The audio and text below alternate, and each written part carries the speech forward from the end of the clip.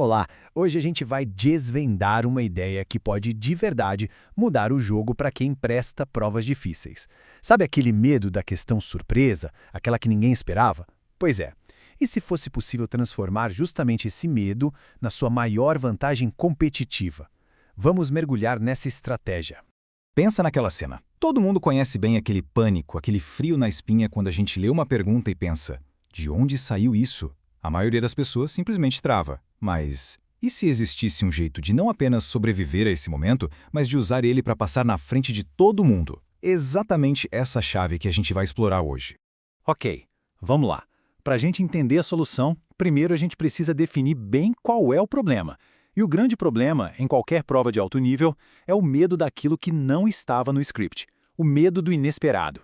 O autor Nassim Nicholas Taleb tem um nome para isso: cisnes negros. São aqueles eventos que ninguém espera, sabe? Que parecem impossíveis, mas que quando acontecem, mudam tudo. A maioria das pessoas prefere ignorar que eles existem porque, bom, eles não cabem nas nossas planilhas e planejamentos. E é aí que mora o perigo. E no contexto de uma prova, um cisne negro não precisa ser um evento mundial. É um evento pessoal, mas com um impacto gigantesco. Pode ser uma jurisprudência que saiu na véspera, uma mudança total no estilo da banca ou aquela questão que simplesmente ninguém imaginava. É o momento exato que separa quem só estudou de quem realmente está preparado. Essa citação resume o perigo de uma forma perfeita. Se a preparação se baseia só no que é normal, no que sempre caiu, o preço a se pagar quando o raro acontece é altíssimo. Estudar só com base no passado é construir uma defesa de vidro. Quando o inesperado aparece, e ele sempre aparece em provas difíceis, essa defesa se estilhaça. Então, a pergunta é: como a gente constrói uma preparação que não desmorona? A resposta está em entender que existem 3 jeitos diferentes de reagir ao estresse. E olha, não se trata só de resistir não, se trata de evoluir com ele. Primeiro, a gente tem um estudante que é frágil, sabe? Aquele que se quebra com o caos. A preparação dele funciona super bem num ambiente controlado, resumos, questões fáceis, tudo previsível. Mas na primeira dificuldade de verdade, na primeira questão cisne negro, ele desaba. No segundo nível, tem o estudante robusto ou resiliente. Esse já é melhor, claro. Ele aguenta a pancada, resiste ao choque e continua de pé, sem se quebrar. Ele suporta a dificuldade, mas, e aqui está o pulo do gato, ele não tira nenhuma vantagem disso. A resiliência é boa, mas não é o objetivo final. É como uma parede de concreto. Ela não cai, mas também não fica mais forte com a marretada.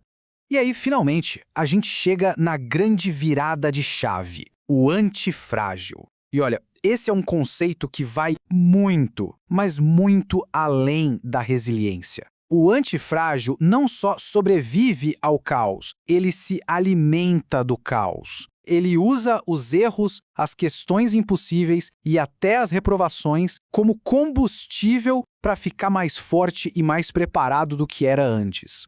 Isso não é uma ideia abstrata, não. O nosso próprio corpo funciona assim. Pensa na musculação. O exercício estressa o músculo, causa microlesões e é justamente o processo de reparo dessas lesões que torna o músculo maior e mais forte. Sem estresse não tem crescimento. A lógica aqui é exatamente a mesma. Então, para ficar bem claro, o frágil se quebra com a desordem e desiste. O robusto aguenta o tranco, mas fica na mesma. Já o antifrágil, esse usa a desordem para ficar ainda melhor. A volatilidade que é devastadora para o primeiro, para o último se torna uma oportunidade de ouro. Certo, o conceito ficou claro. Mas e na prática? Como é que a gente faz para se tornar antifrágil nos estudos? Bom, agora vamos para a parte estratégica. A resposta tática para isso é a estratégia Barbell, ou a estratégia da barra de pesos. É uma ideia que veio lá do mundo dos investimentos e ela é bem contraintuitiva. Fuja do meio termo, da mediocridade. Em vez disso, a gente concentra os esforços em 2 extremos completamente opostos. E a divisão é mais ou menos assim, ó. Uns 90% do tempo de estudo vão para a segurança máxima. É a base, o feijão com arroz bem feito, a lei seca, os conceitos fundamentais, aquilo que garante os pontos fáceis. Mas e os outros 10%? Ah, esses são para agressividade total. Pensa em teses minoritárias, jurisprudência que acabou de sair, resolver questões de um concurso muito mais difícil.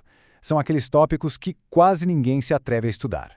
O ponto genial disso é que essa estratégia cria o que a gente chama de assimetria positiva. Pensa comigo, O risco é pequeno. Na pior das hipóteses, perdemos 10% do tempo com um assunto que não caiu. Mas e o ganho se ele cair? É ilimitado. Acertar aquela única questão que 99% das pessoas erraram pode ser a diferença entre ser aprovado ou não. Só que, claro, uma estratégia ousada como essa não funciona sem a base certa. Não é só uma técnica de estudo, sabe? É uma mentalidade. E essa abordagem se sustenta em 4 pilares: a disciplina para criar a estrutura, a autodisciplina para manter a rotina mesmo quando a motivação some, a consistência para acumular o conhecimento aos pouquinhos, todo santo dia, e o foco para garantir que a energia não seja desperdiçada com o que não importa. Essa frase, nossa, ela captura a alma da mentalidade antifrágil. A dificuldade, as críticas, a falta de incentivo, tudo isso deixa de ser um obstáculo e vira combustível. Cada desafio se torna uma chance de provar para si mesmo que é possível ir além. E sabe o que é mais legal? Isso tem até nome na psicologia: inoculação de estresse. É exatamente como uma vacina. A vacina expõe o corpo a uma versão fraca do vírus para criar imunidade. Aqui, a gente expõe a mente a pequenas doses de dificuldade, um simulado mais puxado, questões super complexas, um erro controlado, para construir uma imunidade psicológica para o dia da grande crise, o dia da prova. Bom, agora vamos juntar todas as peças desse quebra-cabeça e ver como isso tudo se transforma na vantagem competitiva final, lá no dia que realmente importa. Para quem se prepara de forma antifrágil, o cenário muda completamente. Aquela questão que ninguém esperava, que causa pânico geral, não é mais vista como uma ameaça. Pelo contrário, ela é vista como a grande oportunidade. É um momento para o qual a preparação foi feita, não tentando adivinhar o futuro, mas construindo um sistema que se beneficia do choque. E aqui está o resultado final. No momento de maior estresse da prova, quando a maioria dos candidatos, os frágeis e os robustos, paralisam, o estudante antifrágil decola. Ele usa o caos para se destacar e garantir a vaga. O inesperado, que era um maior medo, se torna a sua maior arma. E para a gente terminar, fica uma pergunta que vai muito além dos estudos. A incerteza e a volatilidade fazem parte da vida. A próxima dificuldade, o próximo cisne negro que aparecer no seu caminho, ele vai ser algo que te quebra, que revela uma fragilidade, ou vai ser o catalisador que vai te tornar ainda mais forte do que antes? A escolha, no fim das contas, está na preparação que a gente começa a fazer hoje.